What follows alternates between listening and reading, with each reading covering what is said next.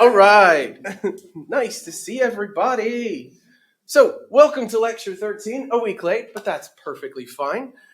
So, the aim for today is to talk through some kind of philosophical puzzles about identity. So, in particular, we're going to do three things. I want to start off by just kind of presenting to you why identity, what was actually kind of a straightforward or reasonably straightforward conception in FOL, throws up a bunch of weird philosophical puzzles. And then I want to drill down and talk about two in particular. So one of them is about identity and this notion of indiscernibility. So this is what the reading was on. This is what the little article from Max Black is about.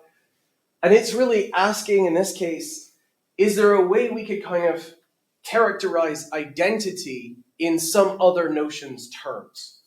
So could we kind of offer necessary and sufficient conditions for identity that are genuinely informative? So we'll talk about that. And then at the end, I want to talk about this relationship between identity and necessity. Or put another way, what's the kind of modal strength of an identity claim?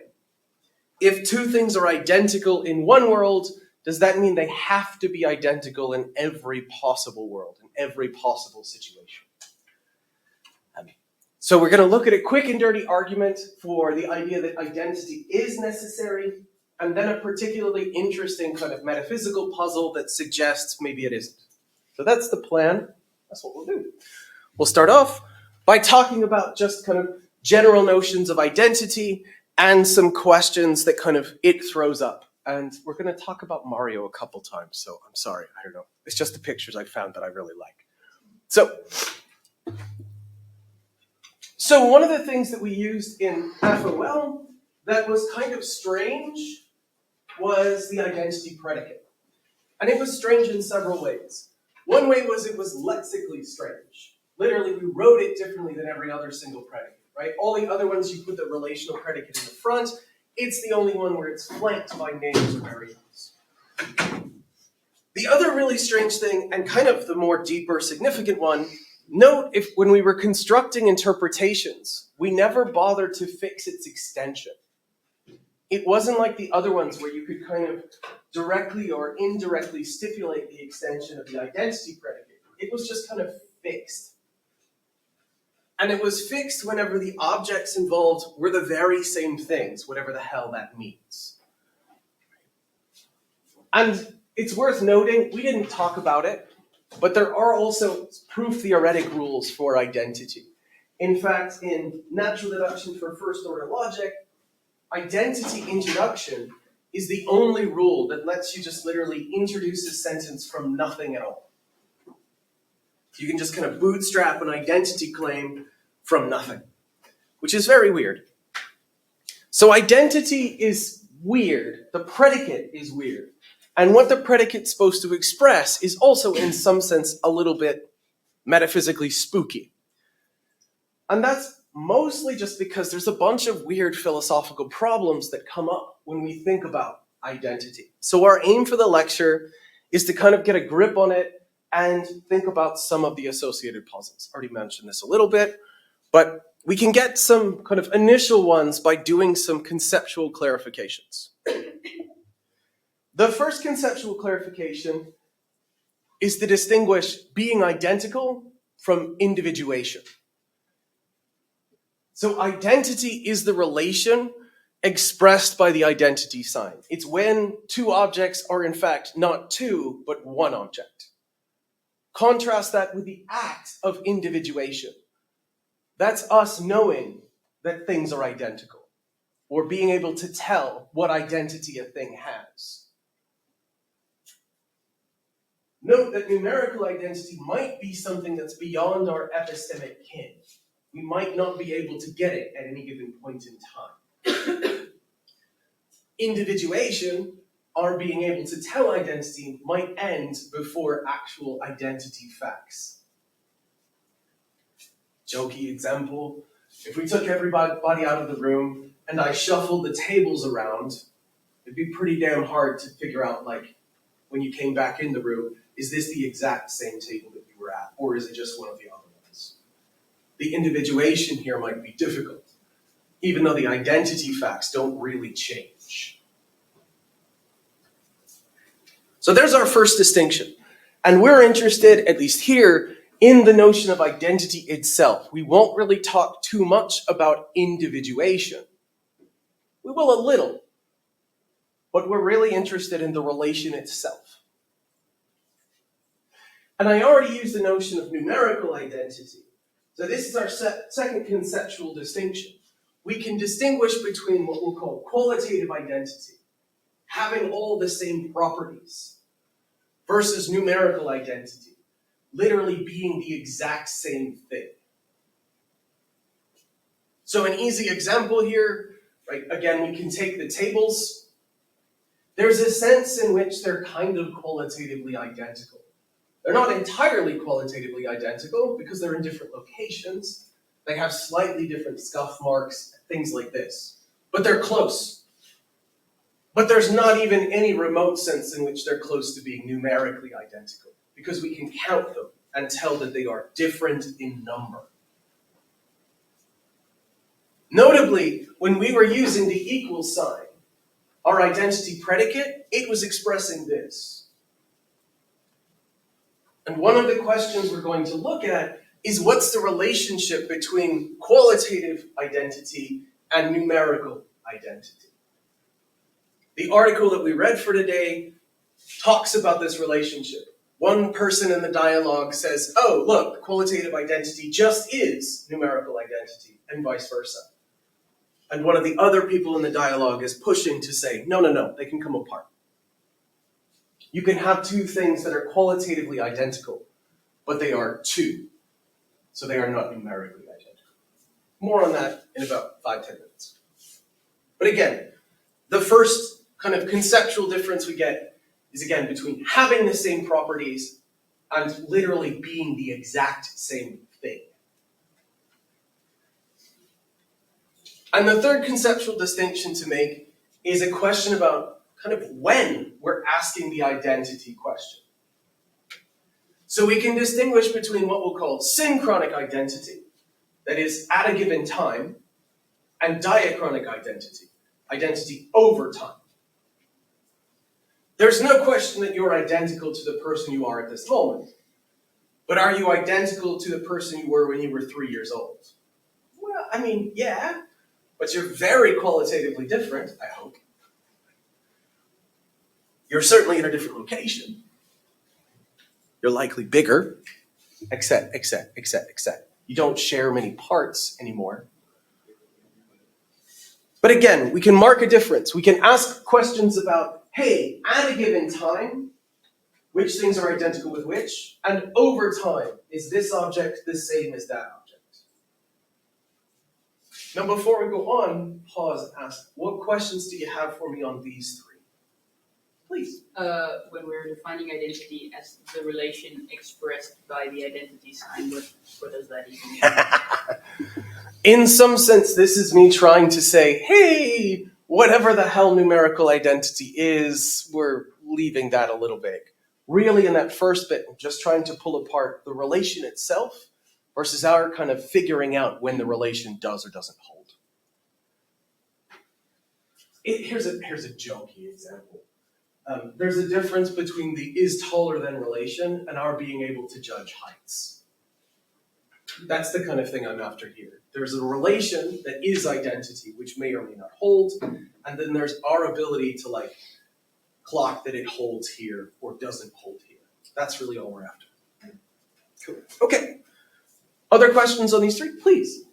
What's the difference again between And numerical? Good. So qualitative literally means having the same properties. So looking the same, appearing the same, being in some sense indistinguishable.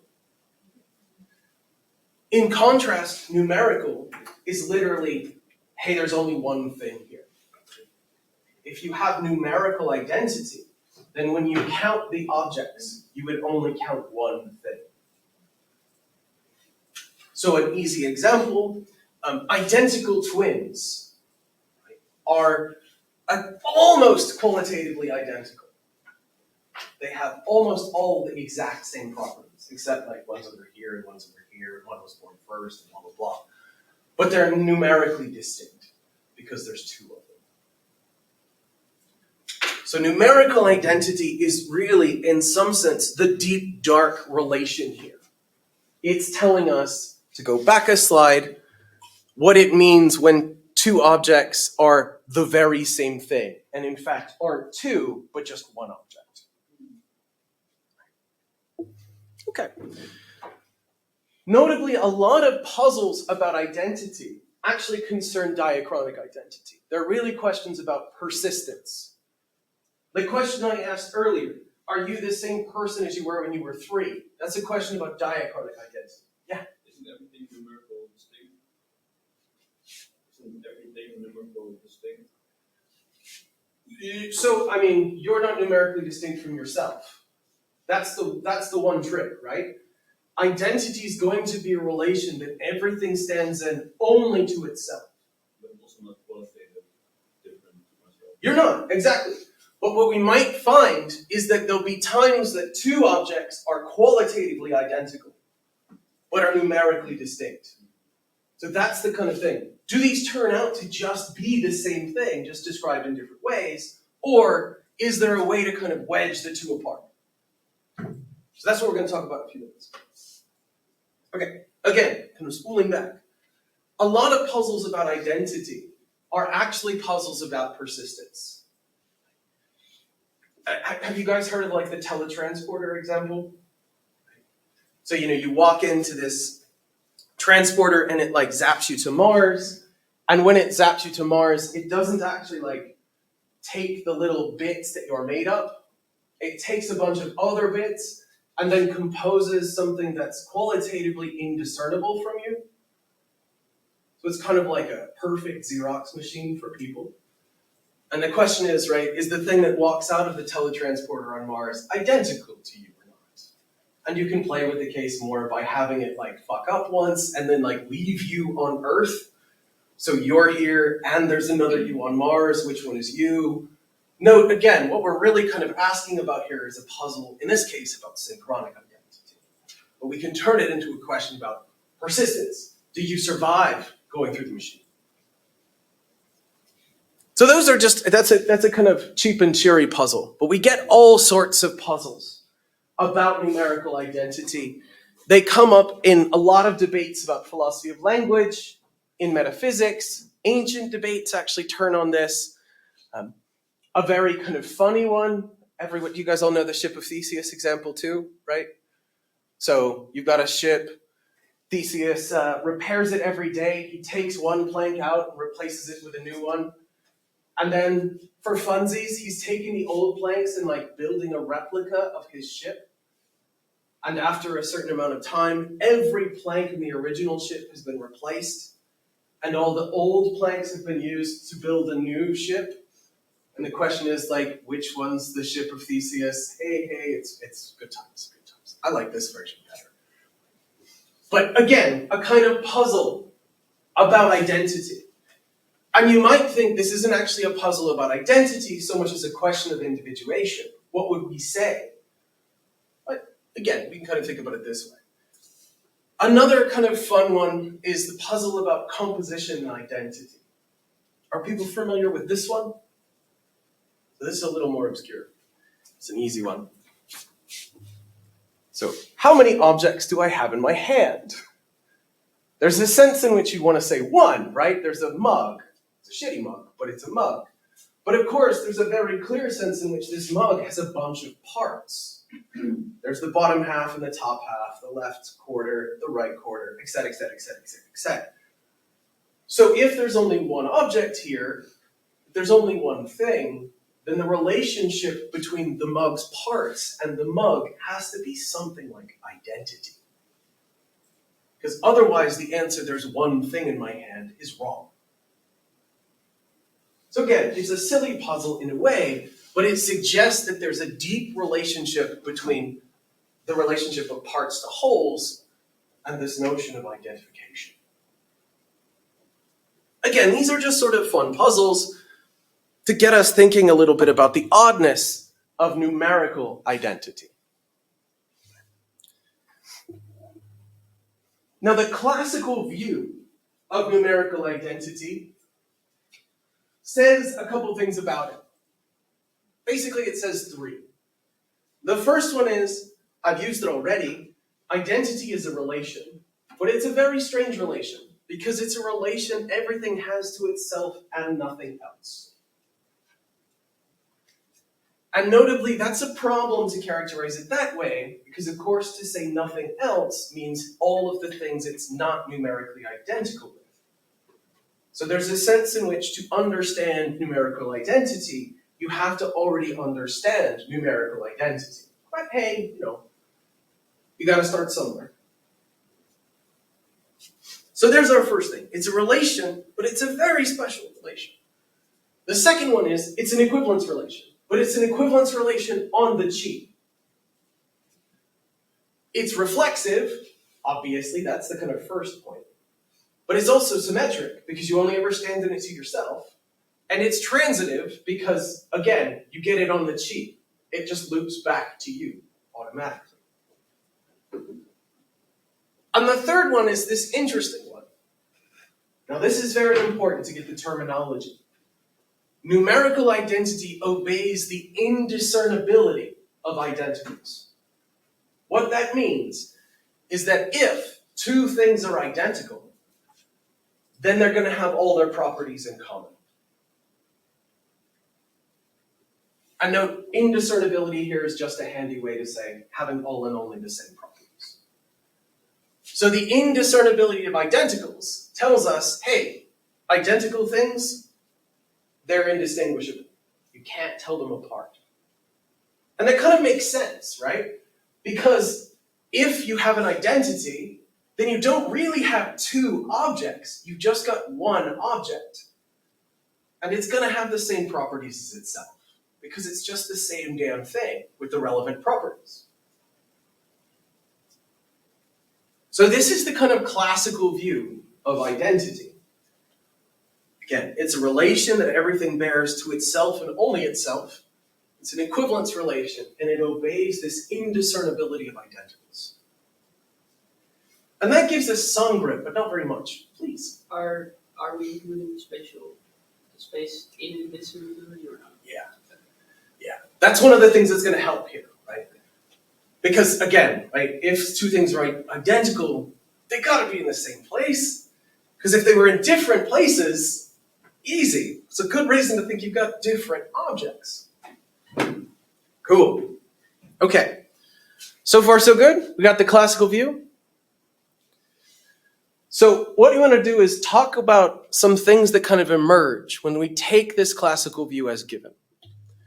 And our first one is going to be more about the relationship between identity and indiscernibility.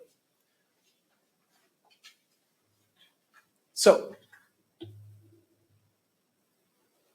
one of the things you might ask, if you're interested in numerical identity, is there a way to characterize the notion in some other terms? Remember, I said a second ago, right? One weird issue with thinking about identity as the relation it bears to itself and nothing else is that's circular, literally and metaphorically circular. So it'd be cool if we could characterize or cash out identity in some other terms. So maybe we could give necessary and sufficient conditions. That is, provide a biconditional with identity on one side and something else on the other. And a really plausible one is going to be qualitative identity, indiscernibility. So here's a second principle. And I apologize for the names, but I didn't come up with it. This principle is the identity of indiscernibles. It says if two objects are indiscernible, if they have all and only the same properties, then they're identical. So remember, this is the one we had just a second ago. This is the one that's a deep part, the indiscernibility of identicals is the one that's a deep part of the classical view, and it flips the direction of the conditional. The classical view says if identical, then indiscernible. This principle goes the other way. If they're qualitatively identical, then they must be numerically identical too. And the thought here is kind of plausible, and it kind of comes back to something, we were just gesturing at. Like, look, if they have literally the exact same properties, then surely they are the same thing. If they're identical twins, and they even are identical twins all the way down to like, they exist in every single spot at every given time, and they both came into being at the same time and went out of being at the same time. My dude, you don't have identical twins, you just have one fucking person. Plausible. If we take it together with the principle from earlier, we get a beautiful biconditional. Being identical, if and only if, having all and only the same properties in common. That would be nice. That would be a very handy way to get a grip on this, what's otherwise potentially elusive notion. And this is what the article that we read today was about. Black's article is about, in particular, this condition. We have one person in the dialogue who thinks it's true, and one person in the dialogue who thinks it's false. And they think it's false because it's possible for two things to have all their properties in common, but to still fail to be numerically identical. We can falsify the condition.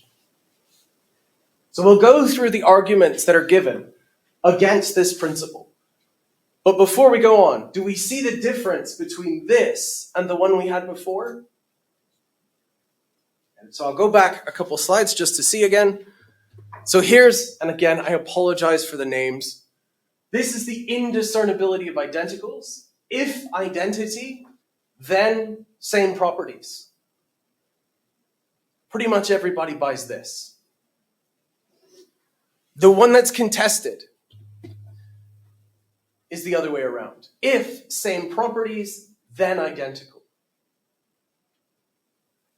So let's think about why. Why might you reject this conditional? Well, there's a couple arguments we can give. We start off, though, by thinking about some arguments for it. And in this dialogue, A is the one who sort of supports the notion, and B is the one who wants to reject it. And A's initial argument for it is fairly straightforward. Here's a property that objects will have, being identical to insert name. So if A and B are identical, A has the property of being identical to A. And if B doesn't have that property, well, then it's not identical. And if it does, it is. So the conditional comes cheap. Again, it's cheap. It's cheap. And B's response is like, yeah, that's too cheap. That's cheating. And that's cheating because actually the property that's had here isn't really a property. It's standing in the relation of identity. And everything stands in the identity relation to itself. So that's not going to be individuating. Doesn't do the job. So, okay. That's a first little clever move on A's part, and B says, no, it's cheating. A flips it and says, okay, cool. So instead of using being identical to A, let's use being distinct from everything else. Being distinct from B and C and D and all of the other objects. And B's reply, quite rightly, is that's what you're trying to prove. You can't use it. So these are kind of warm-ups. It's not very convincing. But it's worth seeing again why they don't work. They don't work in some sense because of the same reason. It's too cheap. So, the next kind of dialectical move. Well, we got to say, look, using properties that include kind of objects in them is cheating. We've got to do some restrictions on what counts as the kind of properties we're going to feed in here, and the restriction's going to be to purely qualitative properties. And the thought here is that it's got to be properties that don't mention particular objects. So no things like being a part of mug, being taller than the Eiffel Tower. These kinds of properties are out. What you can have, though, are properties that don't make reference to any individuals. Being tall, being a certain height, being a table, something like this. And again, this is because in order to include these properties, to go back a slide, you'd already have to be able to suss out the identities. And that's what we're trying to prove, so we can't assume. Okay, fine. So, what next? What can we do? A says, okay, cool, that's fine. I can still make this work. What I'll do is use relations. Here's a plausible relation, being distinguishable by some person. Let's invoke individuation to give us a property that will be different. So the idea, right, is if two objects weren't distinguishable in any way, then calling them distinct, calling them different, would be meaningless. Now, notably, this assumes a pretty strong verification as to count of meaning. This almost equates individuation with identification, which we might think is a problem. Again, if you bought the point I said earlier about some identity facts might just be beyond our epistemic ken, you're already thinking that this is not a great argument. More interestingly, we seem to be able to cook up counterexamples. Scenarios seemingly describing logically possible situations where we have objects with all the same properties in the relevant sense, qualitative properties, but aren't identical. So B gives us a couple different examples. The first one here involves two spheres. We have two qualitatively identical spheres. They're each made of chemically pure iron, which has a particular kind of hexagonal structure that allows for a rotation and allows for mirroring. They each have a diameter of 1 mile.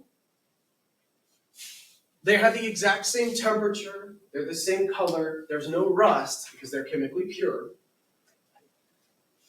So we have these two, and they're floating in the void. There's nothing other than these two weird iron spheres. So we have this argument. Suppose the universe contains only these two perfectly symmetric iron spheres sitting 2 miles apart. They have all the same intrinsic and relational properties. Premise 2, these two spheres are indistinguishable. They have all the same intrinsic and relational properties. Premise 3, they're not identical because there's two of them. There's one over here and there's one over here. So, identity of indiscernibles is false. You have two objects which have the exact same properties, but are not identical. Says B. Now, before we go on, just anything else. Questions on the argument. Does at least this sort of initial setup make sense? Please. Is location or topic? Good. So we're going to come to that. But note, if we treat location as mentioning a specific location, a point, then it's not a purely qualitative property. Because it would have to depend on some particular individual, in this case, an individual space-time. Yeah. How are we describing any property that is not differentiating it from something else? Because that's what they are. I'm not following. I'm Like sorry. when we're saying you can't say this person is taller than that person, you can only say they are tall. To be tall is to be taller than something else. Good. So what we could do is we could list off particular heights that they might have, right? We can use units of measurement. That's fine. So we can even still talk about they're 2 miles apart. What that really is just a way for us to talk about them standing in a certain kind of separateness relation, or separatedness relation. But they don't have to mention any particular location or any particular individual. So being tall is kind of a bad example. what you might think of better is like has a height of 2.1 meters. But if we're able to say that they are so many miles apart, then we are able to say that they do not occupy the exact same place, right? Like we can't say where they are, but we can say they're not in the same place because they are 2 miles apart. Interesting. So technically no, because what you could have, and this is what we're going to come to in a second, you can have a very, very warped space-time, a super curved space-time, where the same object will appear as if it's 2 miles from itself. Because the curve is so steep that it will actually be effectively standing in a reflexive separateness relation. It's a fun case, but it's something that's mathematically possible, which again is really all we kind of need here. Because it just needs to be that logical possibility. Okay. But again, do we sort of see the structure of the argument? We're already kind of playing with some of the objections, right? So the restrictions here, again, purely qualitative properties can be relational or non-relational, can be intrinsic or relational. Right? And the thought is, if you can have multiple objects that are intrinsic and relational duplicates, but they're multiple, goodbye principle. Okay, so again, to kind of draw it out, you mentioned this, right? A's first reply, they have different relations. Right? They have different relations. Being 2 miles from. A is 2 miles from B, B is 2 miles from A, but B is not 2 miles from itself, you might say. They don't have the same relation of being in the same place as.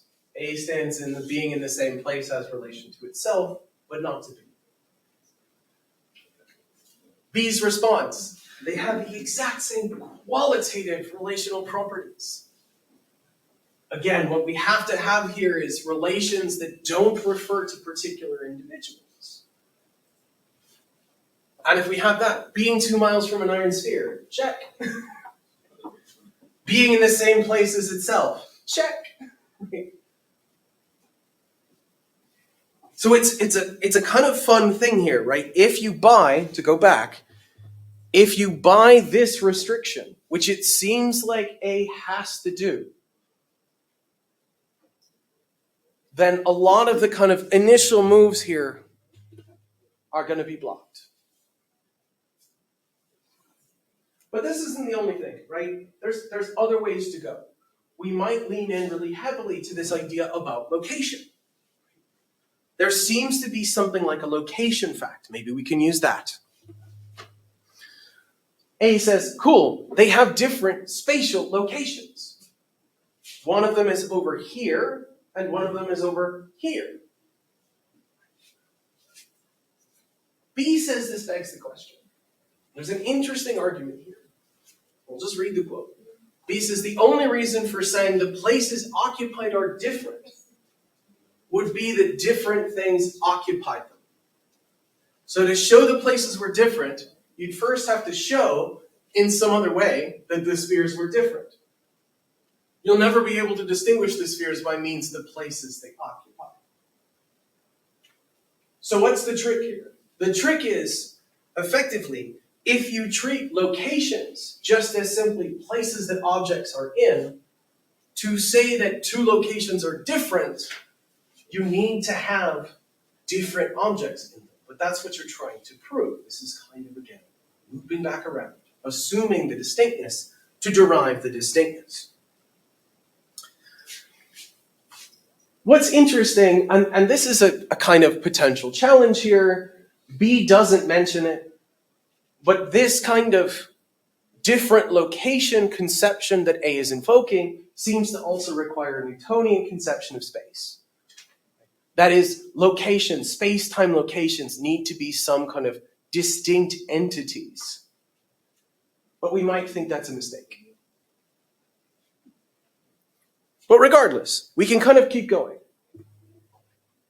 B says, look, you know what? I'll spot you the spheres world doesn't work. Here's a different version. So suppose we have all of space. And then what we do is we draw a kind of arbitrary line at some point, and we make sure that everything is perfectly mirrored across this line. So if there's some stuff happening over here, and here's the mirror line, the exact same stuff mirrored around is going to be happening on the other side. So you have a kind of planal mirror, right? The kind that we usually see.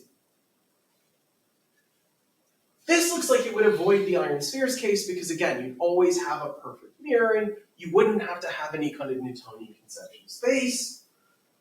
Problem, it doesn't do the job because mirroring doesn't always give you qualitative identity. An easy case, think about handedness. So these two gloves are perfect mirrors of each other, but they don't have, they're not qualitatively identical.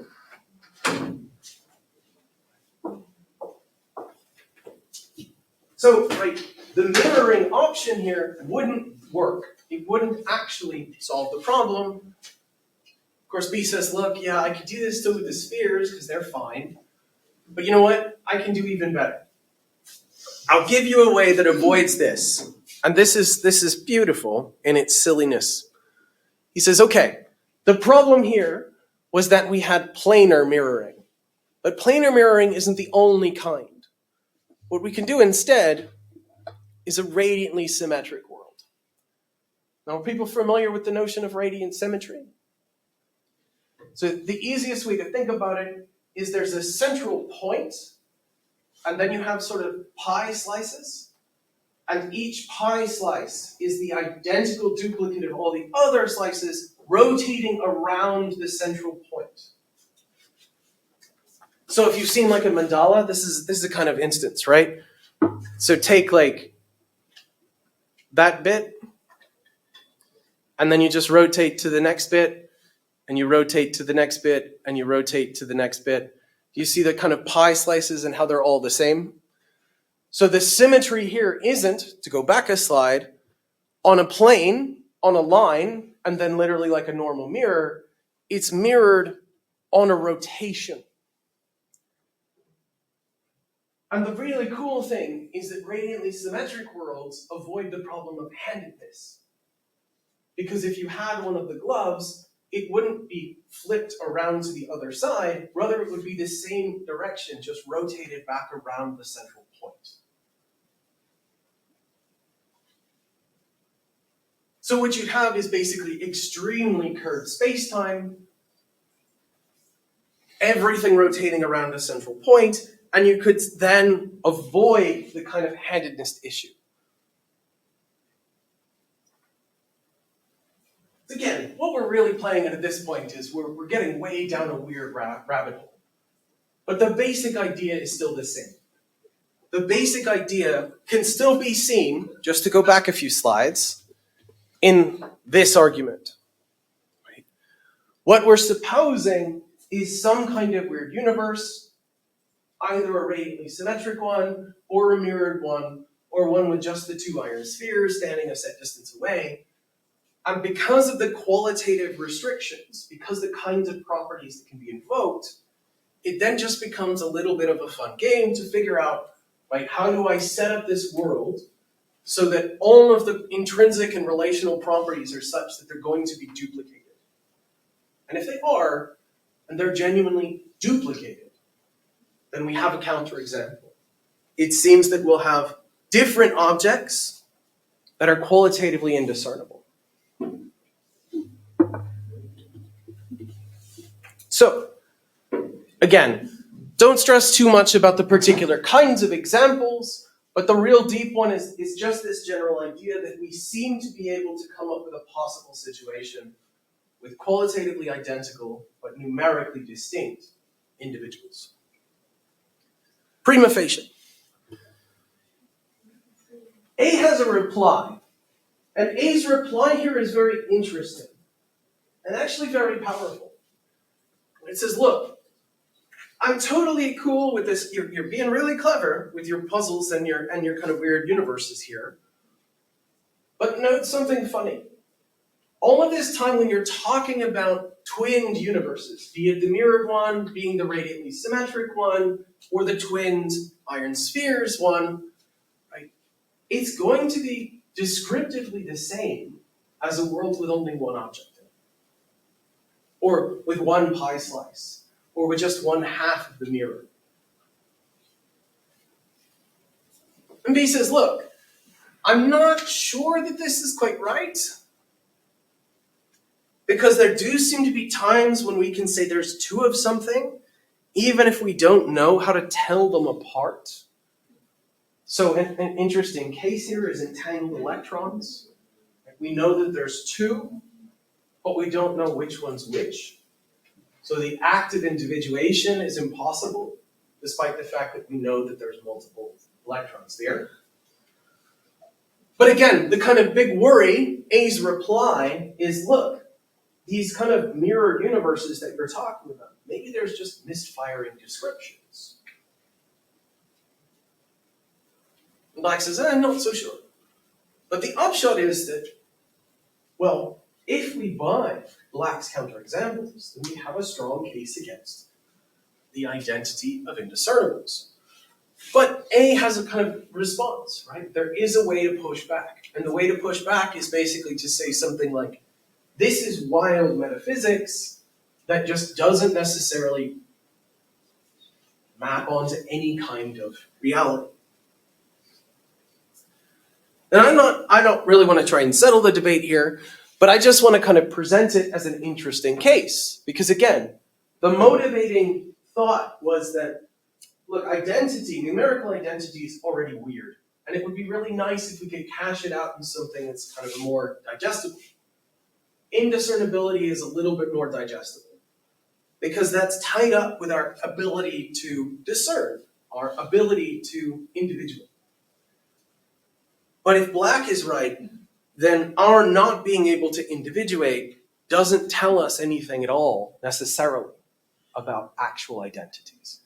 It pushes it even further into that epistemic, unaccessible realm, which is, it's okay. Okay. So before we move on, again, pause, ask, what questions do you have for me on what we've covered? Why did we even go to the example of symmetrical worlds? Because it doesn't look like we actually used to do that. So they just started describing something else. This is really like, this will do the job. Yeah. So in some sense, this is just kind of following the debate. The slide to the mirror world is to try and say, okay, look, maybe there's a particular problem underlying this with what kind of conception of space we have. So we can play around with different conceptions of space to then get it going. In some sense, right, the one that we talked about a second ago with like, okay, let's ping it on locations or something like this. So it's playing with this additional element. That's fine. Okay. Other questions? So, I mean, the thing in terms of being really pragmatic here, the things that I want you to be able to talk about on, say, an exam, for instance. Basically just to kind of say, what is this identity of indiscernibles principle, and what would a counterexample potentially look like? So, something like the two spheres example, and then critically assess whether we think it works or doesn't work. And I'm, in some sense, not really interested in which position you take. I'm more interested in you giving me an argument for why you want to take that position. Make sense? Okay, cool. So that's what I wanted to get to. Oh, almost perfectly timed. So it's 11:30. Should we take a break? Should we take like it's 11:31. Should we take a break to 43? So 12 minutes? Cool. If you have time, please do fill in the feedback form, the evaluation form. Very helpful. Don't stress if you don't. It might be really useful. But yeah, so we'll take a break till 43, and we'll go from there.